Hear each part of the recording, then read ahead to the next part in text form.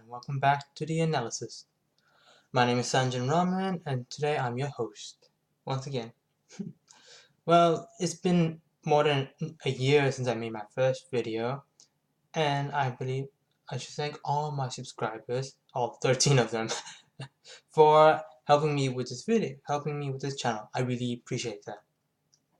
Moving onward, I would like to now discuss the issues with homelessness in Australia.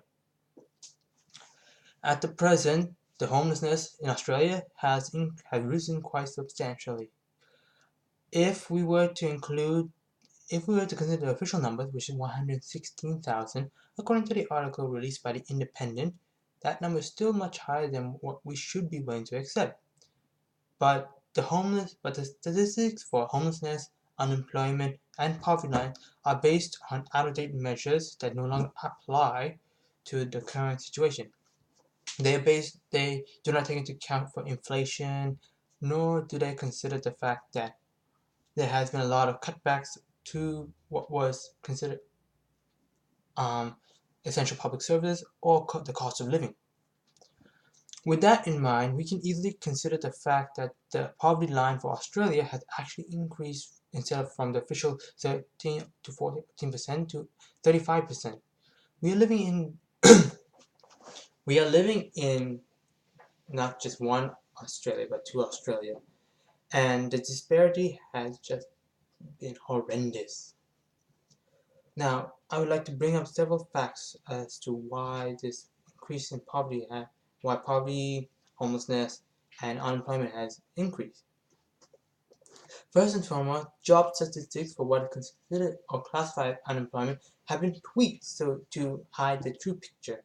If you work 1 hour a week, like I do, or something similar, you're considered employed. But that should not be considered employed at all, in my opinion. Unemployment should be considered anything that is below the living standard that you can expect a reasonable Australian to abide by. Or if it's not reasonable, at least part-time. If you are not working 20 hours a week or more, I think you should be considered unemployed. But that would mean really change the statistic and it would paint a very bleak picture of the Australian job market, which neither the Labour or Liberal governments want. Now, poverty has also increased as well, and it's really affected Indigenous Aboriginals. This is pretty disheartening, and because Australia has a horrid relationship with the Indigenous population compared to countries like Canada, America, and especially in stark contrast to New Zealand, our neighbor. We have not made any conclusive steps to help those in need. And I really think that Australia, actually I don't really know what to think. In a democracy, we tend to get the government or the country we deserve, or at least that's what my opinion is. And I'll elaborate that a little bit later. Another problem that I have witnessed is that the poverty line. The poverty line is based on the fact that if you earn less than Centrelink's wages, which have not changed, or less than Centrelink allowances, which have not changed for 20 years, then you are considered not living in poverty. But as anyone on Centrelink knows, that is little, if anything, to aspire by. Because living on $200 a week or a fortnight, or $400 a fortnight, that's barely 2 days' wage. You cannot be considered you cannot consider that not living in poverty. Do you know how horrendous that is? And the job seeking or the job unemployment rate. I've talked about homelessness, poverty, and unemployment. And officially, the statistics say that there are 1 million Australians who are unemployed. I disagree. That number should be 3 million at the very least, because that reflects the situation. Prior to the 1990s, full-time work was unemployment was very well correlated with full-time work.